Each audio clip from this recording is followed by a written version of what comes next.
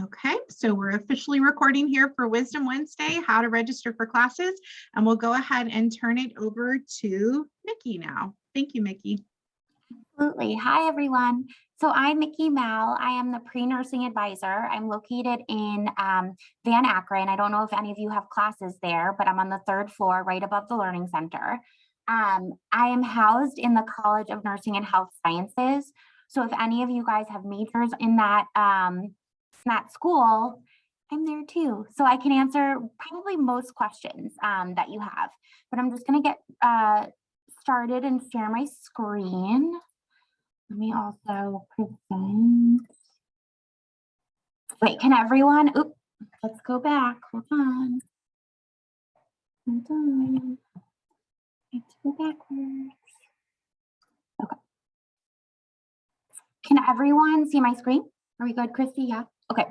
So I am going to take you through how to register for classes, advising tips, and as Kristy said, if you guys have any questions also that are specific to you, I'm more than happy to answer those throughout the presentation. You don't have to wait till the end. Okay, so let's get started. Most of you guys probably had a guidance counselor in high school. I would say that academic advising is very similar to that. We mostly touch on academics, but we really look at the whole person. We work with a lot of different departments on campus to make sure that you have the support coming from every area that you need. An advising appointment, though, is a little bit different probably than high school. There are certain responsibilities on the student, and this is what they are. So what you should know as a student going into your advising appointment. First thing is, who is your advisor? So again, if you're not sure who your advisor is, let me know at the end and I'll look it up for you. Most of you are taking a first-year seminar or freshman in science seminar. Your professor should be your advisor, and you probably should have heard from your advisor by now, but if not, again, please let me know because it's very important that you know who your advisor is. Academic calendar. This is a really good tip. Starting as a freshman going forward, you should be aware of specific dates in the university, whether it's registration, midterm week, finals week, classes are canceled because school is closed, whatever it may be. Super important dates relating to academics are on our academic calendar. We also have a Rockhurst calendar, which is really cool too, because it has student life events on there, admissions events on there. So if you want to see what's going on around campus in general, that is a really good place to look. And then the third, I'm just moving my Zoom, the third step that you should probably hopefully be aware of. If you're not, this is a really good time to get acclimated to our online tools. So in your Rockhurst portal, there are a bunch of tiles. RockWeb is probably the most important to me because it's related to all of your academics, but there's some really good tiles in there for athletes, for counseling appointments. Our intranet has some information for students, like tutorials from registrar, things like that. So you should definitely acclimate yourself to our Rockhurst portal. In terms of registration though, RockWeb is what you'll be using. So let's keep going. So now on me, what are the expectations that I should be aware of? What should I know as your advisor? So an advisor should always be aware of what your degree requirements are and what the core requirements are. For most majors, except for my pre-nursing major, you have the full Rockhurst core that you're taking and completing in addition to your major requirements. Some majors also have concentration requirements. You may want to add a minor or a double major. Your advisor is the one tracking all of those programs, making sure that you're graduating on time, that you have everything taken care of, that you're aware of how to track yourself too, because that's really important. Advisors are human. Sometimes we miss things. So it's really important that you are checking your progress along with your advisor. We also, again, have a ton of connections on campus. So if something's going on and maybe you don't know where to go or where to ask or who to talk to, we can always be that main point of contact for you, that center of your circle on Rockhurst campus, okay? So what happens during an advising appointment? I am just really able to speak to what I do. Most advisors will do similar things, but normally I want to make sure that you're aware of your degree and your degree requirements. So we'll go over all the classes that are required for you to graduate with that specific degree. For my students, I look over a semester map, which is a way to view your courses in terms of semesters. And sometimes for visual thinkers, it's just easier to look at that. We also have the semester course map. I can actually show you where that is on our website. There is one on our website for every single major that we have. So if we have time after this presentation, I can actually take you through it so you can see your course map. I always check credits. So what classes students came in with from high school, if they came in with dual credits, IB, AP, where it's falling in a degree evaluation, which is also a really important keyword that I'm going to go over in a little bit. But that is basically a summary of your evaluation, of your degree with your credits, where they're falling and what requirements, etc. How your classes are going right now, what classes you're taking right now, and then we'll look towards what you would be taking in the next semester, what I would advise you for. Okay, so this sometimes leads to confusion because I have some students who think that just because they met with me to get advised or for me to tell them what classes I would recommend, they think they're registered. But that's not the case. Advisement is when an advisor will let you know what classes they're recommending for a specific semester. Right now, obviously, we're advising for the spring semester, so I'm letting my students know based on their fall classes, based on the credits they're coming in with from high school possibly, what would be appropriate for them to take next semester. Registration is when you're actually enrolling in the classes. So that's what's coming up for you guys for freshmen on November 15th, where you will actually enroll in the classes yourselves actually this semester, which is exciting. And then scheduling, this is obviously for your course schedule where you're playing around with times and what fits in what area in your schedule. Scheduling is also every single semester we have a course schedule that's built by advisors, and it's that where you can find every single class that's running for a specific semester. So they're all three different things. They all go together. They kind of blur and mesh with each other, but it's really important to understand the differences too. Okay, so registration. Registration, as I said before, is when you actually enroll in classes for the upcoming semester. Normally, you are meeting with your advisor mid-semester, the semester before you are registering for. So again, if you're registering for spring 2022, you're meeting mid-semester fall 2021. That's when the schedule comes out. That's when we're ready to get you enrolled. It's a good time to prep. So again, if you have any credits coming from high school, make sure those are still in because you have time before the following semester. Also, just to note that we don't have winter classes, but we do have summer classes, and those you'll register when you're registering for your fall classes in the spring, just to give you a heads up. Your registration date is the first possible date that you can register. So you are registering on November 15th. As a freshman based on number of credits you've completed. So it doesn't mean the courses that are in progress, your registration date is based on what you've completed. So if you're coming in with credits from high school, that's fantastic. But it's classes that you've taken at Rockhurst. So technically right now you only have 0 credits completed. So that's why you're registering on November 15th. You will register for classes in RockWeb, which I'll take you through in a second. And how I'm going to show you right now. So let's take a look at the registration process. Again, these are registration dates. All of you, I'm assuming, are freshmen, so you will be registering on November 15th.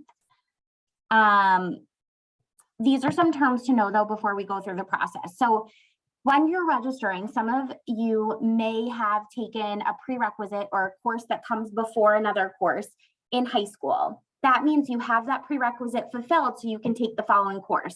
Some of you may be taking a prerequisite now for a course that you're taking in the spring.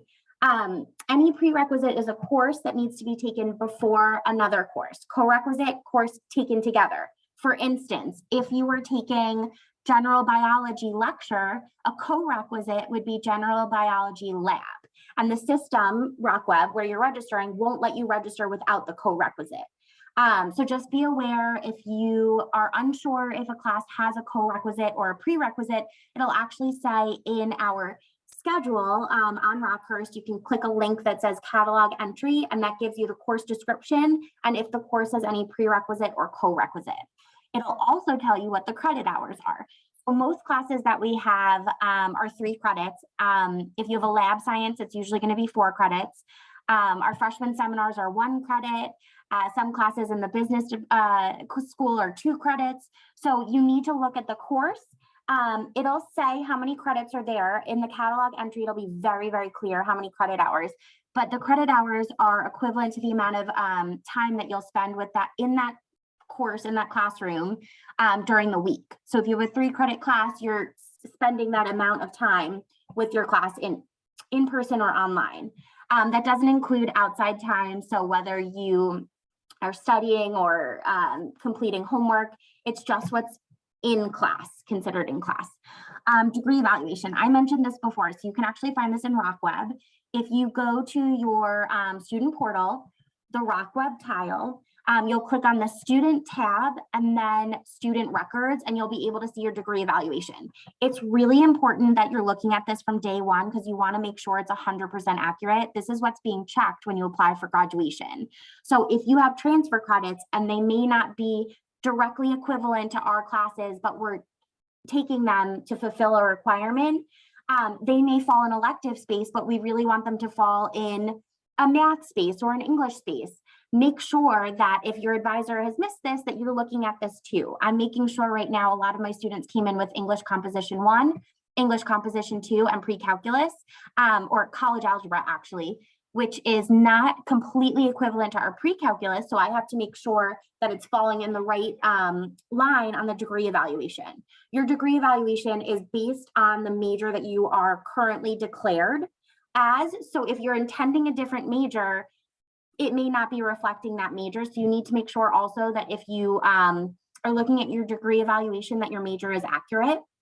But on the left side, you'll have all of the classes that are required for that degree. And then on the right side, it'll start filling in everything you're taking in the specific sections of the either core requirements or your major requirements. Course schedule versus course catalog. This is really important, especially for registering. Course schedule is what is running in a specific semester, whereas course catalog is every single class we've ever run in the history of Rockhurst. So if you find a course in the course catalog, it may not actually be running in the semester you want to take it. So it's always important to look at the course schedule so you know that you are intending on taking courses that will be guaranteed to run in the semester that you need them. When I go through the process of registration, you'll be choosing the specific semester that you're registering for, and it'll show you every course running in that semester. Some of the classes, unfortunately, by the time you register may be closed, which is okay, because there's always a backup or an alternate class that we can advise you for. But if you're really stuck on a specific elective or, you had your heart set on a specific professor, there's something called a closed class petition. And this is a form that your advisor can send you or you can find on our website. And it's basically a wait list. So you're filling it out for a specific class, section, time, etc. The advisor of that class. So let's say the class is theology, that's housed in arts and sciences. The director of advising, Rob Hamilton, will get that wait list, that course petition, and it goes on a first come, first serve basis. So he'll start letting students in if there are spots open or if they expand the the capacity of the class. So just something to think about, because it doesn't necessarily, because you're closed out of a class, doesn't necessarily mean that you won't be able to take it in the semester you want. You may just have to fill out that closed class petition and kind of hold on a second. I do always advise my students to have a backup ready to go so that they can register for everything they need. And then if the class petition goes through and you get the class that you want, fantastic, we'll adjust your schedule with no problem. But at least if you don't get that class, we know you're in everything that you need. Okay, so this is what a schedule, this is the general course schedule view for a class. And I just wanted to point out a couple of things because I'm going to start using these key terms and I want you to be aware of what they are. So this is the name of a class, developmental psychology. Its abbreviated format, course section, subject, sorry, and number is PY for psychology. 2400 is linked specifically to developmental psychology. What you'll see on the far right is are these three numbers, three letters, LCB. That's a specific section. So for every class, there are different sections, LCA, LCB, WB1. If you see a WB1, that means it's web-based, online. LC is in class. The most important part of this top line, though, is the CRN, the course registration number. This is basically a specific ID for this specific section of this specific class, and that's what you need in order to register. I'm going to point this out when we go through the steps of registration, but the CRN is very important. Also, modality, what you're comfortable with. Prefer in-person classes? Do you prefer web classes? This is going to tell you exactly what kind of course it is, whether it's an online asynchronous, meaning that it's on Canvas, you're not meeting with any professors, there's no Zoom, or whether it's asynchronous and you're meeting on Zoom, whether it's classroom-based, whatever it may be, modality is on the listing for the course. So make sure you're looking at that too and you're comfortable with the way that the class is running. Okay. Course modalities, just so you're aware, on campus is CBC classroom-based course, online hybrid course, there are different versions. You'll have a face-to-face and a Zoom option or a face-to-face and Canvas recording. These abbreviations tell you exactly what type of online hybrid course. Same thing with classroom hybrid course. We have the CH3, which is a face-to-face on a rotating basis, with asynchronous, meaning it's on Canvas, you're not meeting with the professor at a certain time. Or CH4, 1 day a week is on campus, 1 day is synchronous or asynchronous online. So the classroom hybrid is always one portion online, one portion in person. For instance, chemistry lecture this semester, Principles of Chemistry, has a Monday, Wednesday in person, Friday online. So it is a classroom hybrid course. And then an online course, it's either synchronous or asynchronous. Synchronous means you have a Zoom, you have a date and time with a professor. Asynchronous, no date, time. You do have a professor, but you're not meeting with them face-to-face. So it's going to be based in Canvas. Okay, all students have these two consents or acknowledgements on your RockWeb account, and you have to make sure that you complete them in order to register. The financial responsibility and electronic consent is separate from the financial acceptance thing. So you don't necessarily have to be, taking out loans or certain things to have to do this, but you have to make sure that you are completing that as well as the COVID acknowledgement. So just make sure that you're noting those on RockWeb and that you're completing them. Okay, holds. So this is a list of holds. Everyone has different holds on their account. Some students do not have holds, which is awesome.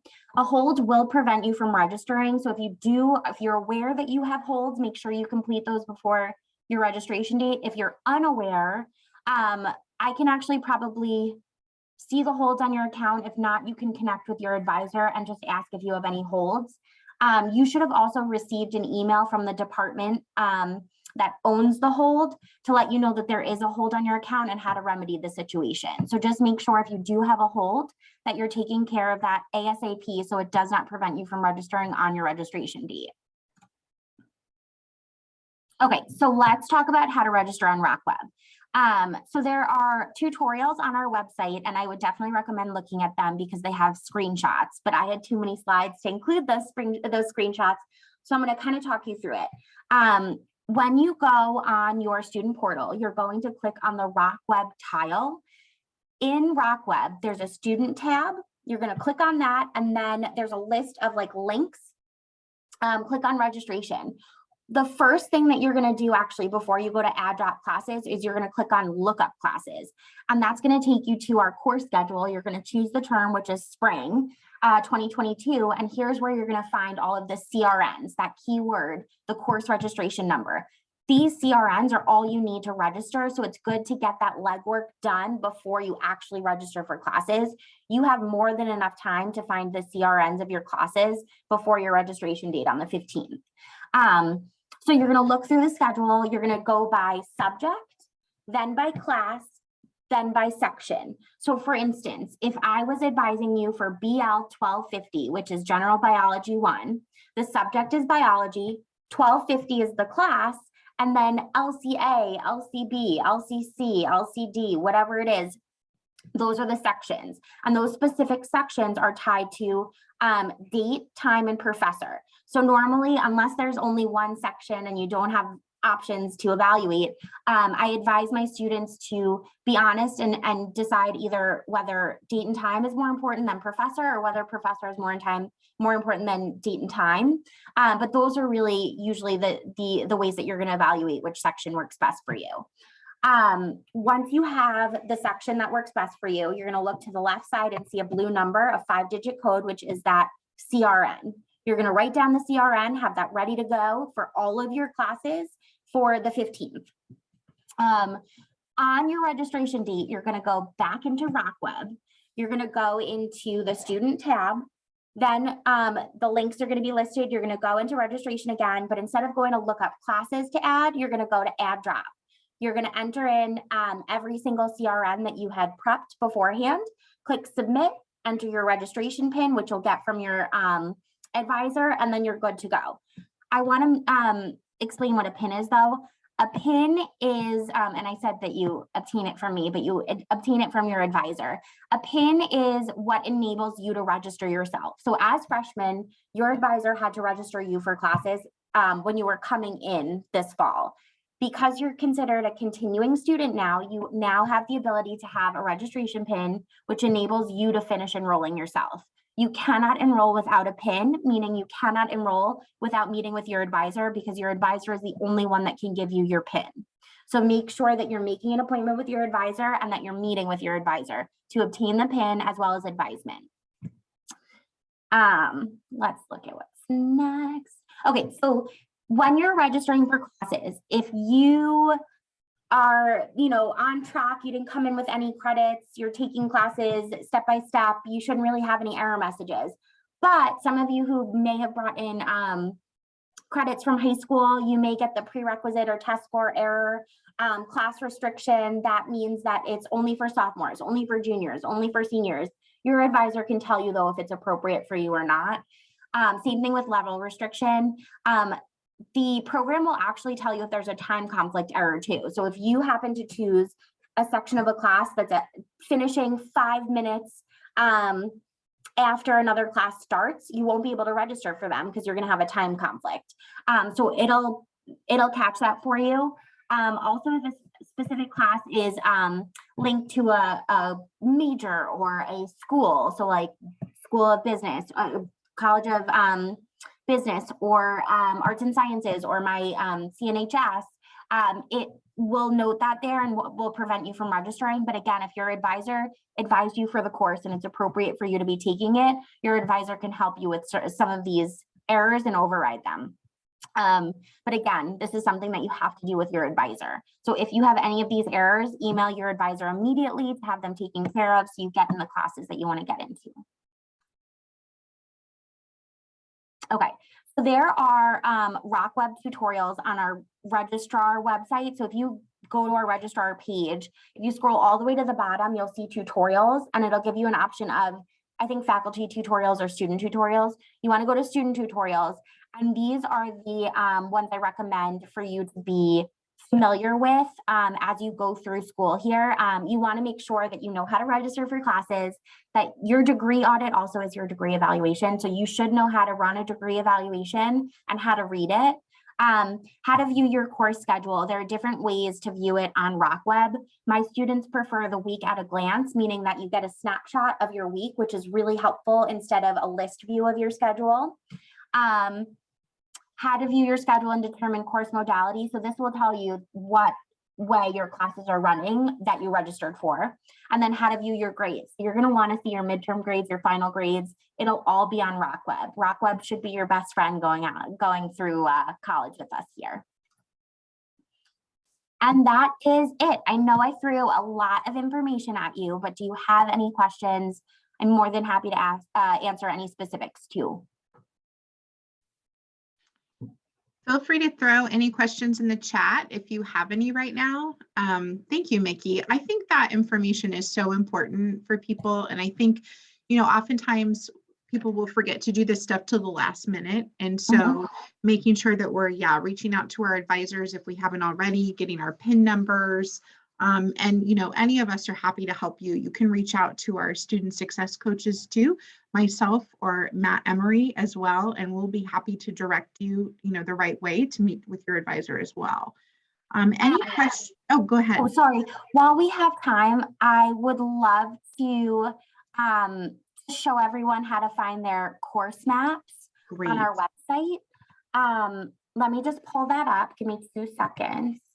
Absolutely. This will be super helpful for students to find on their own and just be aware of what's to come. The academic calendar is also in the chat box as well.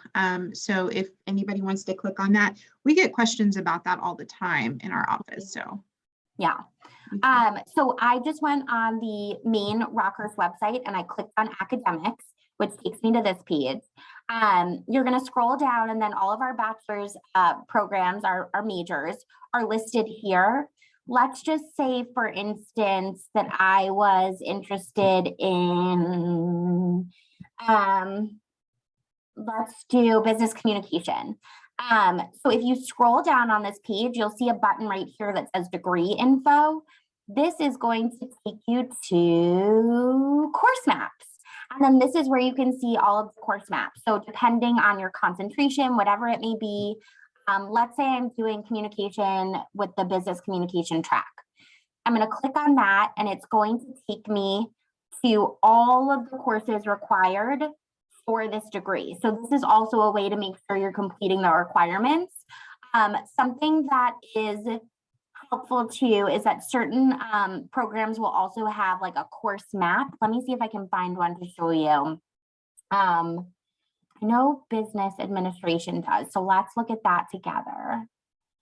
So I'm going to go to business administration, degree info, and then I'm going to scroll down. Let's say that I'm doing the BSBA. This here, so some of the majors do have a sample 4-year degree plan, which is a really nice way for visual learners to look at their program. Again, not all of you may have it. Some of your advisors may have it for your majors. Like I created the pre-nursing one for my students. I hope this loads. You can kind of see what I'm talking about. But it's going to basically list out the recommended course sequences for every semester for your degree. So here we have year 1, your fall semester, and your spring, year 2, etc. It's telling you to take certain core classes, a combination with a prerequisite or a business course, but it's recommending what you should take every semester. Of course, each student is going to be different. Not everyone can follow this to a T, but it's just really helpful to understand what's to come, what may be a prerequisite or a co-requisite, because that's always taken into consideration when we're sequencing courses. So really good to know, and it's on our website, available to everyone. And you can also email your advisor right from there, which is kind of cool too. So. Awesome, thank you. That's really helpful to see that. And we will send out a recording of this, a link of the recording, as well as some of those links. So if those of you who weren't taking notes or kind of tuned out for a second, we can get you that information. Absolutely. So, okay, if there aren't any questions, thank you all so much for coming today. Hopefully you learned a little something about how to register and contact your advisor. And we will stay on the Zoom call for a couple of extra minutes if anybody isn't sure who their advisor is and needs us to look that up for you. All right. Thank you all so much.